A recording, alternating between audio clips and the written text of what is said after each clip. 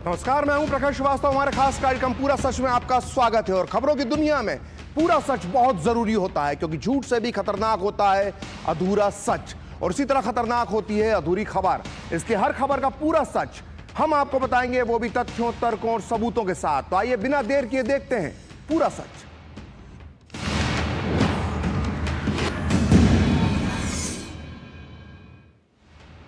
तो क्या दिल्ली चुनाव के बाद इंडी गठबंधन में होने वाला है एक बहुत बड़ा खेल? क्या टूटने वाली है विपक्ष की एकता? क्या इंडी गठबंधन में होने वाला है तख्ता पलट? क्या इंडी गठबंधन की सारी पार्टियों ने तय कर लिया है कि अब बस बहुत हुई कांग्रेस की दादागिरी, अब कोई और संभालेगा इंडी गठबंधन की पारी?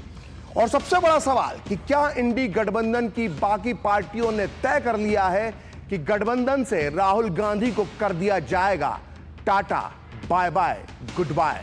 ये सारे सवाल हम ऐसे ही नहीं उठा रहे हैं। दरअसल इसके पीछे है वो तकरार जो अब आ गई है बाहर।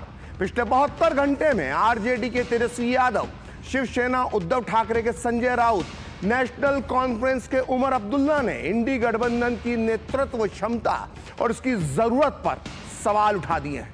ये नेता कह रहे हैं कि अब इंडी गठबंधन की कोई जरूरत ही नहीं है। वहीं आम आदमी पार्टी पहले ही कांग्रेस के खिलाफ मोर्चा खोल चुकी है।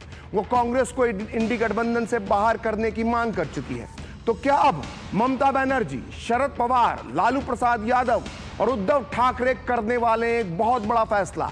आज पूरा सच में हम इंडी गठबंधन की परत दर परत खोलेंगे और आपको बताएंगे कि कौन किस खेमे में है।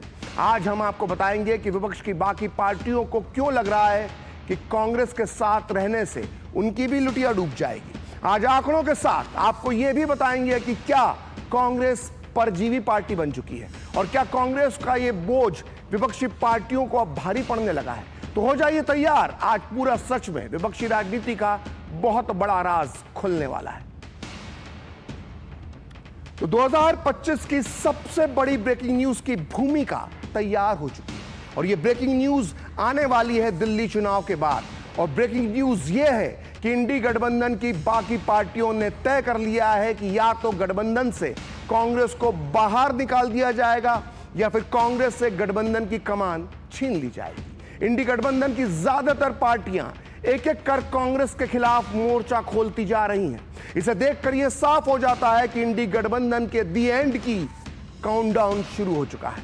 इंडी गठबंधन इस हाल में क्यों पहुंचा? सभी सहयोगियों को क्या है कांग्रेस से दिक्कत और कौन है इसके लिए जिम्मेदार? ये हम आपको आगे बताएंगे, लेकिन पहले देखते हैं कि इंडिया अलायंस में इस वक्त कौन किस पाले में है। ये देखिए, इस वक्त इंडी गठबंधन में दो टीमें बन चुकी हैं। एक टीम है राहुल की टीम और दूसरी टीम है ममता की टीम, ममता बनर्जी की टीम। हम इसे ममता बनर्जी की टीम इसलिए बोल रहे हैं क्योंकि सबसे पहले ममता बनर्जी ने ही इंडी की कमान कांग्रेस से लेकर अपने हाथों में थामने की बात कही। ये देखिए, कांग्रेस और राहुल गांधी की टीम में इस वक्त है खुद कांग्रेस, इसके बाद है डीएमके, फिर है इंडियन यूनियन मुस्लिम लीग, फिर है वीसीके और है एमडीएमके और आरएलपी, जिसका सिर्फ एक सांसद है।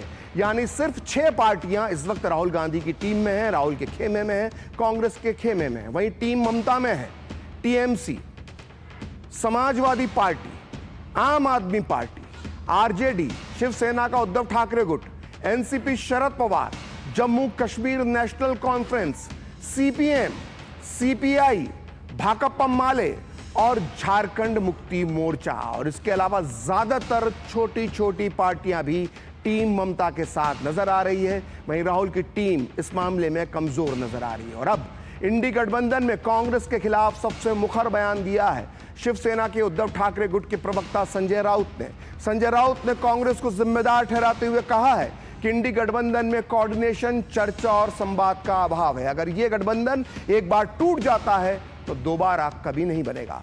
वहीं अब कांग्रेस भी यह कहने लगी है कि गठबंधन तो लोकसभा चुनाव के लिए ही बना। अखिलेश यादव जी, केजरीवाल जी, उमर अब्दुल्ला जी, ममता बनर्जी, सबका है कहना है कि इंडिया अलायंस का कोई वजूद रहा नहीं। लोगों के मन में इस प्रकार की भावना अगर आती है तो उसके लिए इस अलायंस की सबसे बड़ी पार्टी जो है वो जिम्मेदार है। कम्युनिकेशन नहीं है, डायलॉग नहीं है, चर्चा नहीं है। उसका मतलब है इंडिया अलायंस में सब कुछ ठीक है या नहीं, उसके बारे में लोगों के मन में शंका है। अगर कांग्रेस पार्टी की ये भूमिका है, लोकसभा के लिए बनी थी, अब उनका कोई वजूद नहीं है, तो ऑफिशियली आप डिक्लेयर कर दीजिए, फिर वापस इंडिया अलायंस नहीं बनेगा अगर एक बार ये टूट गया तो। जहाँ तक इंडिया गठबंधन का सवाल है, बड़ा स्पष्ट है कि हमारा लोकसभा में गठबंधन था और मैं सबको धन्यवाद देता हूं कि सबने पूरी शक्ति से काम किया। जहां तक सवाल है विधानसभा चुनाव का, जहां हमारा गठबंधन है हम मिलजुल कर लड़ रहे हैं, जहां हमारा गठबंधन नहीं है वहां हम अलग लड़ रहे हैं। ये हमेशा होता रहे। तो लोकसभा चुनाव के बाद वैसे तो महाराष्ट्र, हरियाणा, झारखंड और जम्मू कश्मीर में चुनाव हो चुके हैं, लेकिन दिल्ली का यह ऐसा चुनाव है जब गठबंधन के भीतर कांग्रेस पूरी तरह अलग थलग पड़ती दिख रही है। दिल्ली विधानसभा चुनाव में न सिर्फ इंडी गठबंधन की पेचीदगियां उभर कर सामने आ गई हैं, बल्कि एक बार फिर विपक्षी गठबंधन के अंतर विरोधों की कलई भी खुल गई है। वजह बहुत साफ है, दिल्ली के चुनावी रण में आम आदमी पार्टी जहां सत्ता बचाने के लिए संघर्ष कर रही है, वहीं कांग्रेस दिल्ली में अपनी खोई जमीन पाने की उम्मीद में पूरी ताकत लगा रही है। लिहाजा राष्ट्रीय स्तर पर बने बेमेल गठजोड़ का हर जोड़ा टूटता हुआ नजर आ रहा है, क्योंकि टीएमसी और सपा ने दिल्ली चुनाव में आम आदमी पार्टी के समर्थन का ऐलान कर दिया है।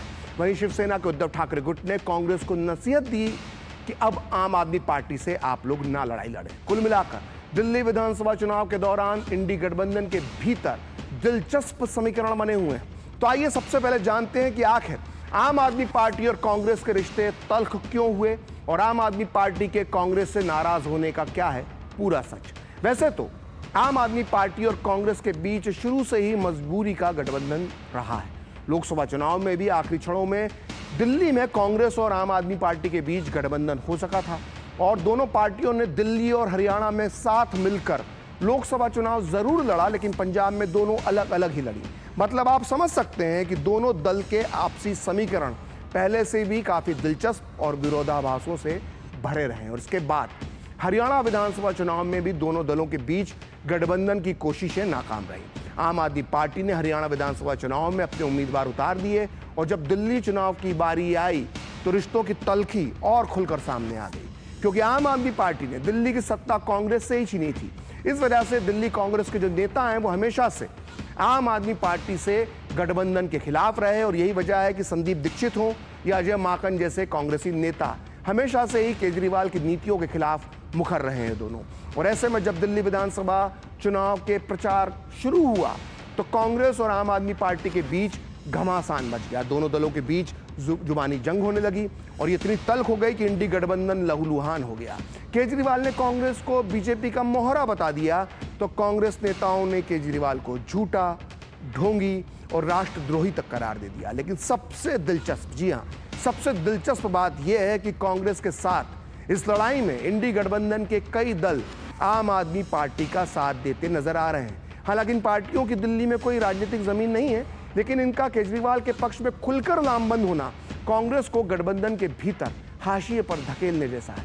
हम आपको बताएंगे इसका भी पूरा सच कि आखिर दिल्ली विधानसभा चुनाव में इंडी गठबंधन के भीतर कांग्रेस पूरी तरह अलग थलग पड़ती क्यों नजर आ रही है। लेकिन पहले सुनिए अरविंद केजरीवाल और संदीप दीक्षित के बीच जुबानी जंग कैसे चल रही है। ये जब भी चुनाव लड़ते हैं बीजेपी को जिताने के लिए लड़ते हैं। हरियाणा उदाहरण है, अभी हाल में हुआ, उसके पहले उत्तराखंड उदाहरण था, गोवा था, गुजरात था। जनमानस में तो ये आ गया है कि दिल्ली के बाहर वो जब लड़ते हैं वो बीजेपी को जिताने के लिए लड़ते हैं, कांग्रेस को हराने के लिए लड़ते हैं। बीजेपी कहती है चेस के अंदर एक कदम चल तो वो एक कदम चलता है, वो कहते हैं 2 कदम चल तो वो 2 कदम चलता है, वो कहते हैं राइट मुड़ जाओ तो वो राइट मुड़ जाता है, वो कहते हैं लेफ्ट मुड़ जाता है, वो कहते हैं केस कर क्या तो वो केस करता है, वो कहते हैं इन आदमियों को खरीद ले तो वो आदमी हो तो वो तो ये तो हुई आम आदमी पार्टी और कांग्रेस के बीच तकरार की बात। लेकिन इस लड़ाई के बीच नेशनल कॉन्फ्रेंस भी कूद पड़ी है, जो जवाहरलाल नेहरू के जमाने से कांग्रेस की प्रमुख सहयोगी रही है। लेकिन अब कांग्रेस और एनसी की दोस्ती भी टूटती नजर आ रही है। जम्मू कश्मीर के मुख्यमंत्री और पार्टी के वरिष्ठ नेता उमर अब्दुल्ला ने इंडी अलायंस खत्म करने की बात कही है। आखिर एनसी और कांग्रेस के रिश्ते क्यों बिगड़े, अगर हम इसका अध्ययन करें तो ये पाएंगे कि इसके पीछे पिछले साल जम्मू कश्मीर में हुए विधानसभा चुनावों में कांग्रेस का खराब प्रदर्शन रहा है। दरअसल कांग्रेस ने जम्मू कश्मीर में 39 सीटों पर चुनाव लड़ा था, लेकिन वो सिर्फ 6 सीटें ही जीत पाई। 39 में से सिर्फ 6 सीटें, यानी कांग्रेस की जीत का स्ट्राइक रेट रहा सिर्फ और सिर्फ 15%। और ये और बात है कि शुरुआत में जम्मू कश्मीर में नेशनल कॉन्फ्रेंस जब सत्ता में आई तो जीत का सहरा कांग्रेस ने अपने सर पर बांधने की कोशिश की, लेकिन एक ही झटके में फारूक अब्दुल्ला ने कांग्रेस की गलतफहमी दूर कर दी। कांग्रेस के इस लच्चर प्रदर्शन पर एनसी के वरिष्ठ नेता फारूक अब्दुल्ला ने निशाना साधा और कहा था कि कांग्रेस ने जम्मू में बीजेपी के प्रचार के खिलाफ अपनी भूमिका नहीं निभाई और अगर कांग्रेस ऐसा करती तो हम जम्मू में बेहतर प्रदर्शन कर सकते थे। इसके बाद जब जम्मू कश्मीर में मंत्रिमंडल का गठन हुआ तो नेशनल कॉन्फ्रेंस ने कांग्रेस के किसी विधायक को मंत्री नहीं बनाया, लेकिन अब उमर अब्दुल्ला ने ऐसा बयान दिया है जो कांग्रेस को हजम नहीं हो रहा है। उमर ने कहा है कि इंडी गठबंधन लोकसभा चुनाव तक ही था तो इसे खत्म कर देना चाहिए। इसके पास ना कोई एजेंडा है ना ही कोई लीडरशिप। आइए सुनते हैं उमर अब्दुल्ला ने क्या कहा। जहाँ तक मुझे याद है इस पर कोई वक्त की सीमा लगाई नहीं गई थी और बदकिस्मती की बात यह है कि क्योंकि इंडिया ब्लॉक की कोई मीटिंग बुलाई नहीं जा रही है तो इसमें कोई क्लैरिटी नहीं है, ना लीडरशिप को लेके, ना एजेंडा को लेके, ना आगे क्या हम रहेंगे या नहीं रहेंगे इसको लेके। शायद दिल्ली के इंतखाबात हो जाएं, उसके बाद अच्छा ये होगा कि इंडिया ब्लॉक के तमाम जो हिस्सेदार हैं उनको बुलाया जाए और इस पर क्लैरिटी हो। अगर ये सिर्फ पार्लियामेंट इलेक्शंस के लिए था, इसको वाइंड अप करिए, फिर हम अपना काम अलग से करेंगे। तो इंडियन अलायंस को वाइंड अप कर देना चाहिए, खत्म कर देना चाहिए। कुछ ऐसा ही विचार आरजेडी के तेज तर्रार नेता तेजस्वी यादव का भी है। उन्होंने कहा है कि इंडी गठबंधन सिर्फ 2024 के लोकसभा चुनाव तक के लिए ही बना था। तेजस्वी के इस बयान पर कांग्रेस के विधायक दल के नेता शकील अहमद खान ने तीखा पलटवार किया और कहा कि जो कांग्रेस को हल्के में लेगा उसे हम और हल्के में लेंगे। वैसे देखा जाए तो तेजस्वी के इस बयान का खासा महत्व है क्योंकि इसी साल बिहार में विधानसभा चुनाव होने वाले हैं। आइए अब आपको पूरा सच बताते हैं कि आखिर तेजस्वी यादव कांग्रेस से पिंड क्यों छुड़ाना चाहते हैं। एनडीए की तरफ से बीजेपी और जेडीयू ने अपनी तैयारी शुरू कर दी है विधानसभा चुनाव को लेकर, लेकिन इंडी ब्लॉक में अकेले आरजेडी ही अभी तक एक्टिव नजर आ रही है। कांग्रेस का कहीं कोई अता पता नहीं। बिहार में कांग्रेस के पास ना तो संगठन है ना चुनाव जिताने वाले चेहरे। कुल मिलाकर कांग्रेस यहां आरजेडी पर निर्भर है, परजीवी है। उस पर से कांग्रेस इस बार फिर से 70 विधानसभा सीटें मांग रही है और एक डिप्टी सीएम का पद मांग रही है। 2020 के चुनाव में भी कांग्रेस आरजेडी पर बोझ साबित हुई थी। कांग्रेस बिहार की 70 सीटों पर चुनाव लड़कर महज 19 सीटें ही जीत सकी थी, जो कि पिछली बार से यानी 2015 से 8 सीटें कम थी। इस तरह से कांग्रेस का बिहार चुनाव में महज जो स्ट्राइक रेट था वो रहा सिर्फ 27% और आरजेडी को आज तक ये मलाल है कि अगर कांग्रेस 10 से 15 सीटें और जीत जाती तो शायद तेजस्वी यादव को सीएम की कुर्सी मिल सकती थी, मगर ये हो ना सका। और अब ये आलम है कि दूध से जले तेजस्वी यादव इस बार छाछ भी फूक फूक के पीना चाहते हैं। आइए सुनते हैं तेजस्वी यादव ने इंडी गठबंधन के भविष्य पर क्या बयान दिया। दिल्ली में महागठबंधन टूटा हुआ नजर आ रहा है, नेक्स्ट इलेक्शन बिहार का आएगा। कैसे टूटा हुआ नजर आ रहा है? कांग्रेस अलग लड़ रही है दिल्ली चुनाव में तो पहले से ही तय था। इंडिया अलायंस जो है वो लोकसभा के लिए, और बिहार में जहां तक बात की जाए हम लोग तो शुरू से साथ थे यहाँ पे। तो तेजस्वी के बयान के बाद एनडीए नेताओं ने कहना शुरू कर दिया है कि बिहार चुनाव आते आते शायद राज्य में बना महागठबंधन भी बिखर जाएगा। आइए सुनते हैं केंद्रीय मंत्री और एलजेपी रामविलास के अध्यक्ष चिराग पासवान ने, जेडीयू प्रवक्ता और राजीव रंजन ने, इन दोनों ने क्या कहा। आज उन्हीं के कई घटक दलों ने उसकी समाप्ति की घोषणा कर दी। ऐसे में एक बात तो तय हो गई है कि विपक्ष पूरी तरीके से बढ़ चुका है। इनके घटक दल आधे आम आदमी पार्टी को सपोर्ट कर रहे हैं। कांग्रेस का नेतृत्व, देश की जनता तो नकार ही चुकी है, कांग्रेस का नेतृत्व इनके घटक दल तक स्वीकार करने को तैयार नहीं है। मुझे नहीं लगता कि चुनाव आते आते तक बिहार में भी विपक्षी दल एक साथ रह पाएंगे। एक कामचलाऊ गठजोड़ जिसके साथी दल एक दूसरे के खिलाफ हर चुनाव में लड़ते हैं और अंत में कुछ मुद्दों पर एक साथ आवाज बुलंद करते रहे, लेकिन जब भी उनके स्वार्थ टकराते हैं तो चाहे वो अहंकारी कांग्रेस हो या स्वार्थी क्षेत्रीय छत्र, ये कभी एक दूसरे के साथ सुरताल मिला ही नहीं पाते हैं। इसलिए इस गठबंधन का ये हश्र होना ही था। तो इंडी गठबंधन में कांग्रेस के बाद सबसे बड़ी पार्टी है समाजवादी पार्टी।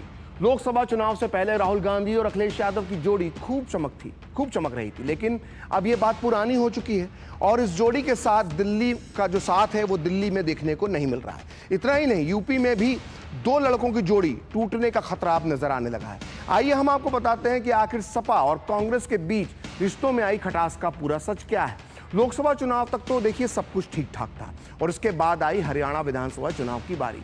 अखिलेश चाहते थे कि राज्य के यादव बहुल इलाका जो है, अहिरवाल क्षेत्र हरियाणा का जो है, वहां पर समाजवादी पार्टी को कुछ सीटें मिल जाएं, पर ऐसा हो ना सका और अब जवाब देने की बारी थी इसके बाद अखिलेश यादव की। यूपी विधानसभा उपचुनाव में अखिलेश ने सभी सीटों पर अपने सिंबल पर अपने उम्मीदवार उतारे और कांग्रेस को आईना दिखा दिया। हालांकि महाराष्ट्र चुनाव में भी सपा और एमबीए में बात नहीं बन पाई। समाजवादी पार्टी ने यहां 5 सीटों की मांग की, लेकिन महाविकास अघाड़ी की तरफ से 2 सीटों के प्रस्ताव के बाद सपा ने 8 सीटों पर अपने उम्मीदवार उतार दिए। वहीं संसद के शीतकालीन सत्र के दौरान भी दोनों पार्टियों के बीच कई मुद्दों पर मनमुटाव देखने को मिला। अडानी के मुद्दे पर समाजवादी पार्टी कांग्रेस के साथ खड़ी नहीं दिखी। समाजवादी पार्टी के प्रमुख अखिलेश यादव और उनकी पत्नी डिंपल यादव ने लोकसभा में सिटिंग अरेंजमेंट पर भी कांग्रेस से नाराजगी जताई। वहीं संभल मुद्दे पर भी समाजवादी पार्टी को कांग्रेस का स्टैंड जो था बिल्कुल भी पसंद नहीं आया। साथ ही राहुल गांधी और प्रियंका गांधी के संभल जाने की कोशिश की भी समाजवादी पार्टी के वरिष्ठ नेताओं ने खुलेआम आलोचना की। तो पिछले 6 महीने में समाजवादी पार्टी और कांग्रेस के संबंध लगातार बिगड़ते जा रहे हैं। और अब बात ममता बनर्जी की, जिन्होंने एक तरह से यलगार छेड़ रखी है इंडी गठबंधन में कांग्रेस के खिलाफ। वो कांग्रेस से नाराज हैं क्योंकि इंडी गठबंधन में कांग्रेस के खिलाफ बिगुल सबसे पहले जो है ममता बनर्जी ने फूका था। ये नाराजगी सबके सामने है और ममता बनर्जी ही वो थी जिन्होंने सबसे पहले कहा था कि इंडी की कमान कांग्रेस से वापस ले लेना चाहिए। यहां तक कि ममता बनर्जी ने तो ये तक कह दिया था कि अगर बाकी लोग चाहें तो वो इंडी अलायंस की कमान संभाल सकती हैं। ममता के इस बयान के बाद तत्काल उन्हें शरद पवार, उद्धव ठाकरे, लालू प्रसाद यादव ने उनका साथ दिया, उनके नाम का एक तरह से अनुमोदन कर दिया। और संसद के शीतकालीन सत्र के दौरान भी कांग्रेस और टीएमसी के बीच दूरियां साफ साफ नजर आईं। कांग्रेस ने विरोध प्रदर्शन से भी, जो कांग्रेस का था विरोध प्रदर्शन, उससे भी टीएमसी सांसद दूर रहे थे। और खबर यह भी है कि टीएमसी ने, जी हां, टीएमसी ने कांग्रेस के साथ खड़े होने से इनकार करते हुए गठबंधन के दूसरे सहयोगियों के साथ मेल जोल बढ़ाना शुरू कर दिया है। और खबरों के मुताबिक इंडी गठबंधन में एक प्रस्ताव पर काम चल रहा है जिसमें कहा गया है कि अगर कांग्रेस अपने तरीके नहीं बदलती है तो समान विचारधारा वाले विपक्षी नेताओं का एक नया गठबंधन बनाया जा सकता है। और इसमें टीएमसी और उद्धव की शिवसेना, यूबीटी, एनसीपी, शरद पवार गुट और आरजेडी शामिल हो सकते हैं। कुछ इसी तरह का संकेत टीएमसी ने दिल्ली विधानसभा चुनाव में भी आम आदमी पार्टी के साथ खड़े होकर दिया है। टीएमसी सांसद कीर्ति झा आजाद ने यहां तक कह दिया है कि दिल्ली में कांग्रेस को आम आदमी पार्टी का समर्थन करना चाहिए। कांग्रेस को इस बात को समझना चाहिए। मध्य प्रदेश में समाजवादी पार्टी ने कुछ सीटें मांगी थी जब विधानसभा के चुनाव हुए थे, लेकिन कांग्रेस ने नहीं दिया। वो अपने नशे में चूर थी कि हम तो यहां जीत गए, अहंकार में चूर थी। वही परिस्थिति उसकी छत्तीसगढ़ में हुई। हरियाणा में आम आदमी पार्टी का कुछ प्रभाव है कुछ क्षेत्रों में, उन्होंने कुछ सीटें मांगी थी, लेकिन सत्ता के अहंकार में वह सोचती थी कि हमारी सत्ता तो हरियाणा बनेगी। उन्होंने आम आदमी पार्टी का कहीं भी किसी प्रकार से भी समर्थन नहीं किया। कांग्रेस को यह समझना पड़ेगा कि जो साथ के दल हैं, और कृपया उसको क्षेत्रीय पार्टी न कहा जाए, ये सभी दल हैं जो मिलकर के इंडिया ब्लॉक को बनाते हैं। और ऐसे में जो जहां पर है उसको उतना वहां पर अहमियत मिलनी चाहिए। और दिल्ली में आम आदमी पार्टी है तो कांग्रेस को समर्थन करना चाहिए था, लेकिन आज कांग्रेस विरोध में खड़ी है और वोट काट रही है। वहीं इंडी गठबंधन में कांग्रेस को किनारा किए जाने पर बीजेपी ने भी चुटकी ली है। बीजेपी का कहना है कि कांग्रेस ने सभी को ठगने का काम किया है, इसलिए उसकी ये हालत हुई है। और इंडी गठबंधन में जितने छेद हैं उससे भी ज्यादा मतभेद है। और कांग्रेस पार्टी का डीएनए ही जो है वो गठबंधन का है ही नहीं। ऐसा कोई सगा नहीं जिसको कांग्रेस ने ठगा नहीं। अब गठबंधन को तो खत्म करने की बात छोड़िए, क्योंकि यूपीए था पहले, अब लोग भूल गए कि यूपीए भी कोई गठबंधन था उनका। इस ग्रैंड ओल्ड पार्टी का वाइंड अप करने का वक्त आ गया है। ये इंडिया अलायंस बोलकर जो चीज है वो सिर्फ आपका पत्रकारों के पास है, वो टीवी के पर्दा में है। इसका बाहर कोई इंडिया अलायंस कभी था ही नहीं।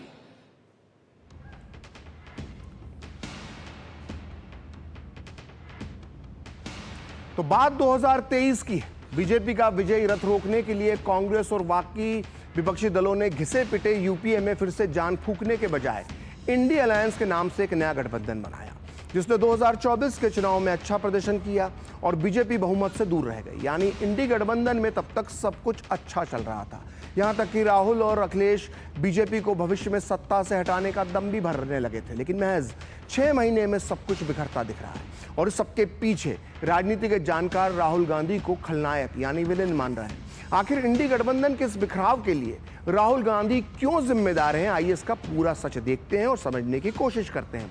देखिए, 2024 के चुनावी नतीजों के बाद कांग्रेस भले ही 99 सीटें जीतकर इठला रही थी, लेकिन सहयोगियों को यह लगने लगा था कि कांग्रेस की ये सफलता उनकी बदौलत उन्हें मिली है। कांग्रेस को सहयोगियों की दम पर ये सफलता मिली है। अखिलेश के पास 37 लोकसभा सीटें थी, जाहिर है उनका कद अब बढ़ चुका था। वहीं ममता बनर्जी की टीएमसी को पश्चिम बंगाल में अपने दम पर 29 सीटें मिली, जिससे उन्हें भी अब समझ में आ गया था कि वो किसी दूसरे पर निर्भर नहीं है। फिर इसके बाद हुआ हरियाणा चुनाव का ऐलान। कांग्रेस ने यहां लोकसभा चुनाव में अच्छा प्रदर्शन किया था, सो वो अपनी जीत को पक्का मान रही थी। यहां तक कि उसने समाजवादी पार्टी के साथ सीट शेयर करने से इनकार कर दिया। लेकिन हरियाणा के नतीजों ने कांग्रेस की सारी हवा निकाल दी और बीजेपी के सामने वो चारों खाने चित हो गई। और हरियाणा के साथ हुए जम्मू कश्मीर के चुनाव में भले ही इंडी गठबंधन की नेशनल कॉन्फ्रेंस ने सत्ता हासिल कर ली हो, लेकिन कांग्रेस का प्रदर्शन इन चुनावों में काफी कह सकते हैं बहुत खराब रहा। और राज्य में कांग्रेस ने 39 सीटों पर चुनाव लड़ा, लेकिन वो सिर्फ 6 सीटें ही जीत पाई। इसके बाद रही सही कसर महाराष्ट्र के चुनावी नतीजों ने पूरी कर दी। यहाँ इंडी गठबंधन के मिनी गठबंधन महाविकास अघाड़ी को सिर्फ 46 सीटें मिली। और इसी के साथ यूपी के विधानसभा के उपचुनावों में कांग्रेस सपा के साथ सक्रिय नहीं दिखी और नतीजा ये हुआ कि बीजेपी ने 9 में से 7 सीटें जीतकर अखिलेश यादव की समाजवादी पार्टी को जमीन पर ला पटका। उधर झारखंड में भले ही इंडी की सहयोगी पार्टी झारखंड मुक्ति मोर्चा सत्ता में पहुंच गई, लेकिन कांग्रेस की तुलना में बाकी सहयोगियों ने उससे ज्यादा बेहतर प्रदर्शन किया। और कांग्रेस के इस लगातार लचर प्रदर्शन के बाद शुरू हुआ संसद का शीतकालीन सत्र, जिसमें कांग्रेस ने अडानी के मुद्दे को आगे बढ़ाने की जिद पकड़ ली, जबकि सहयोगी दलों को लग रहा था कि अडानी का मुद्दा इतने साल से उठाया जा रहा है, लेकिन कभी इसका कोई चुनावी फायदा नहीं हुआ। अखिलेश और ममता को कहीं ना कहीं ये लगता है कि अडानी के मुद्दे से आम जनता को कोई फर्क ही नहीं पड़ता है। यही वजह है कि अडानी के मुद्दे पर कांग्रेस की अगुवाई वाले प्रोटेस्ट में प्रदर्शन में ना तो सपा के सांसद गए, ना ही टीएमसी और के सांसद नजर आए। लेकिन इंडी गठबंधन में सहयोगियों के बीच राहुल गांधी की सबसे ज्यादा छवि तब खराब हुई जब लोकसभा में विपक्षी सांसदों का जो सिटिंग अरेंजमेंट बदला गया, ये राहुल गांधी के कहने पर बदला गया था। पहले कांग्रेस सपा के दिग्गज यानी राहुल और अखिलेश एक ही पंक्ति में दिखते थे, लेकिन नेता प्रतिपक्ष राहुल गांधी की सहमति से जो नया सिटिंग प्लान आया उसमें अखिलेश यादव की जगह बदल दी गई। ये बात अखिलेश यादव को अंदर तक चुभ गई। और फिलहाल चलते हैं बीजेपी हेडक्वार्टर, जहां पर प्रधानमंत्री श्री नरेंद्र मोदी बीजेपी की एक अहम बैठक में हिस्सा लेने के लिए पहुंच रहे हैं। अब से थोड़ी देर बाद बीजेपी की सीएसी की बैठक होने वाली है और सीधी तस्वीरें भाजपा मुख्यालय से आप देख सकते हैं। प्रधानमंत्री बैठक में हिस्सा लेने के लिए पहुंच रहे हैं और ये बैठक बहुत महत्वपूर्ण है क्योंकि दिल्ली चुनाव का ऐलान हो चुका है और अब से सिर्फ 25 दिन बाद दिल्ली में चुनाव होने वाले हैं और ऐसे में बैठक बहुत अहम मानी जा रही है। और हमारे साथ इस वक्त राजेश राज जुड़ चुके हैं। राजेश, इस बैठक का प्रमुख एजेंडा क्या है? देखिए, जो भारतीय जनता पार्टी के केंद्रीय चुनाव समिति की बैठक अब से कुछ ही देर बाद शुरू होने वाली है और प्रधानमंत्री नरेंद्र मोदी इस बैठक में शामिल होने के लिए भारतीय जनता पार्टी के मुख्यालय पर पहुंच चुके हैं। आप तस्वीरों में बखूबी देख सकते हैं भारतीय जनता पार्टी के जो राष्ट्रीय अध्यक्ष हैं जेपी नड्डा, वो उनका अभिनंदन कर रहे हैं और प्रधानमंत्री नरेंद्र मोदी जो है वो लोगों से देखिए, प्रधानमंत्री जी मीडिया से भी मुखातिब होने के लिए आ गए हैं और मैं देख पा रहा हूं कि वो जो मीडिया के लोग हैं उन लोगों से भी मिलने के लिए प्रधानमंत्री पहुंचे हैं। और ये बैठक जो है दिल्ली विधानसभा चुनाव में टिकटों के बंटवारे के लिए है और पीएम मोदी जो है वो मीडिया से भी मिलने के लिए यहाँ पर पहुंच गए, मीडिया स्टैंड तक आकर के उन्होंने तमाम जो मीडिया के लोग हैं उनसे मुलाकात भी की कुछ क्षण के लिए, और फिर वो जो है बैठक की ओर आगे बढ़ गए हैं। और आपने पूछा एजेंडा दिल्ली विधानसभा तो राजेश बहुत बहुत धन्यवाद इस जानकारी के लिए। और निश्चित तौर पर यह बैठक बहुत महत्वपूर्ण है क्योंकि दिल्ली चुनाव में अब सिर्फ 25 दिन बचे हैं। तो आज पूरा सच में इतना ही। अगले सप्ताह फिर होगी आपसे मुलाकात अपने इस खास कार्यक्रम पूरा सच में किसी और सियासी मुद्दे की पड़ताल के साथ। तो मुझे और मेरी पूरी टीम को दीजिए अनुमति। नमस्कार।